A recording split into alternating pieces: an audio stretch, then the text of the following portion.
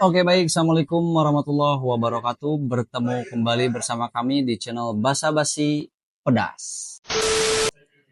Oke, selamat siang. Selamat berjumpa kembali bersama kami. Kali ini kami akan membahas isu-isu pertanian yang ada di Kabupaten Cianjur dan tentunya ini limited edition. Berbicara Kabupaten Cianjur, ini sangat luas cakupannya karena Kabupaten Cianjur ini merupakan wilayah terluas di Jawa Barat gitu, setelah Sukabumi. Nah, di Kabupaten Cianjur ini termasuk dan juga terkenal dengan tanah agraris ataupun sumber penghasilan dari masyarakatnya terfokus di pertanian ataupun mata pencahariannya sebagai para petani. Nah, di Cianjur ini ada produk khas atau produk ikonik yang memang sudah terdaftar hak kekayaan intelektualnya dan juga sudah bersertifikat indikasi geografis. Nah, tentunya itu merupakan sebuah aset penting yang harus kita selamatkan dari kepunahan. Nah, itu merupakan sebuah ikon dan juga apa ya, produk di Kabupaten Cianjur, yaitu padi pandan wangi. Nah, berbicara padi pandan wangi, ini eh, padi ini memiliki ciri khas wangi, pulen, dan karakter-karakter lain yang dimiliki oleh pandan wangi. Nah, namun pandan wangi ini memiliki tantangan besar untuk kedepannya. Karena apa? Karena banyak petani padi pandan wangi yang mengeluh. Mengeluh tentang apa?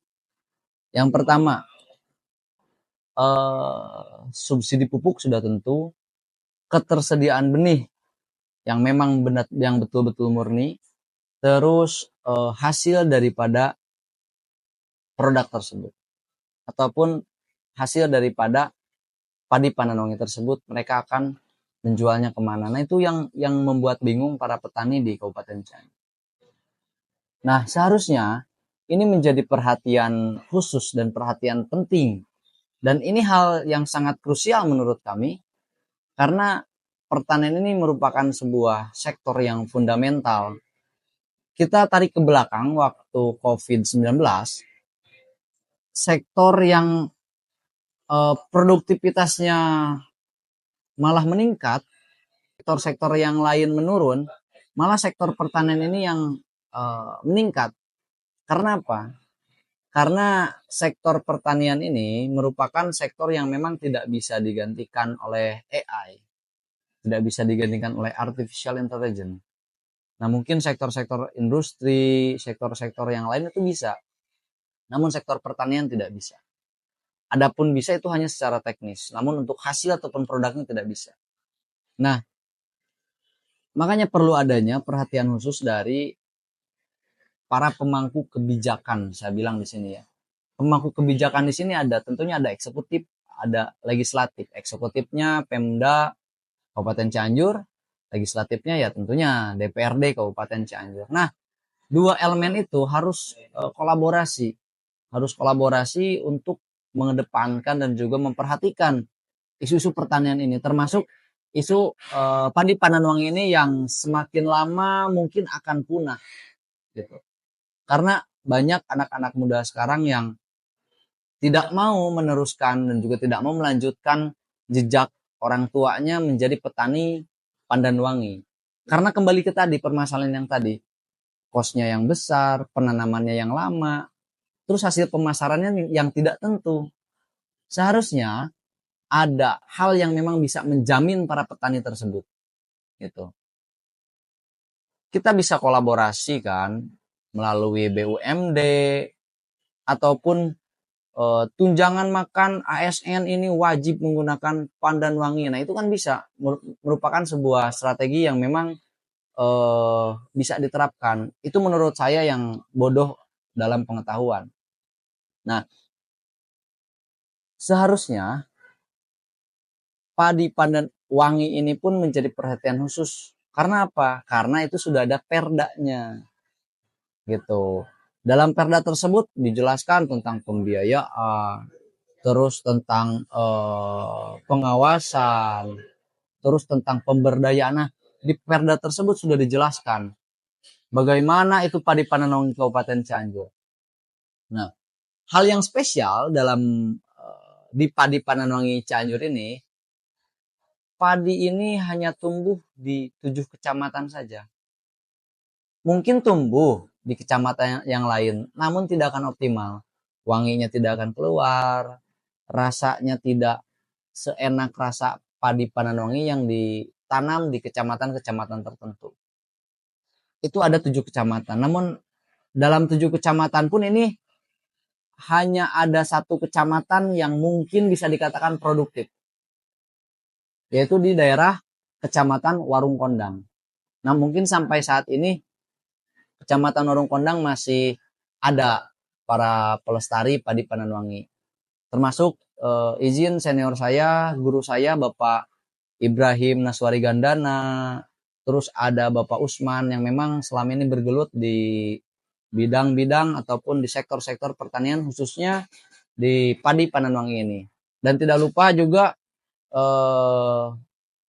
wakil dekan di fakultas saya Bapak Ahmad Nurijal Faris. Beliau merupakan aktivis dan juga pegiat pertanian.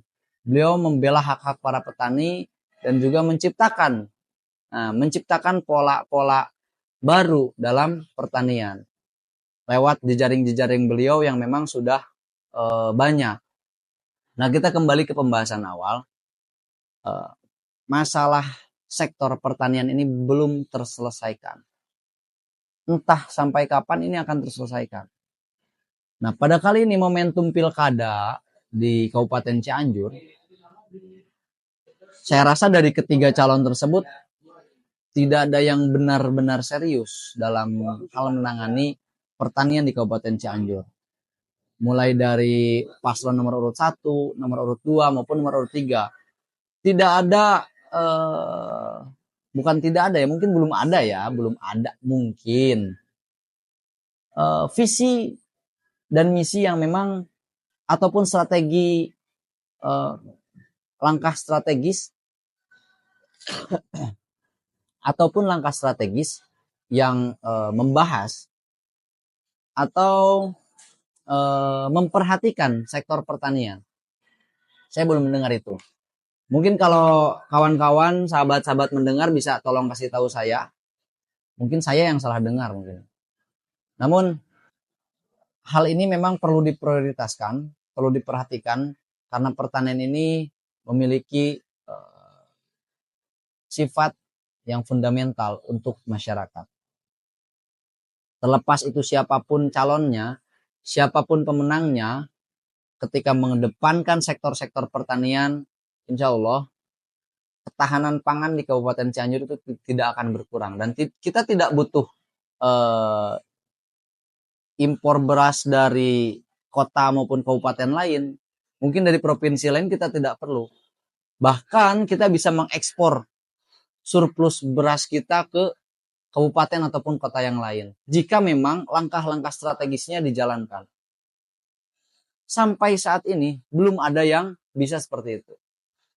Malah muncul permasalahan baru.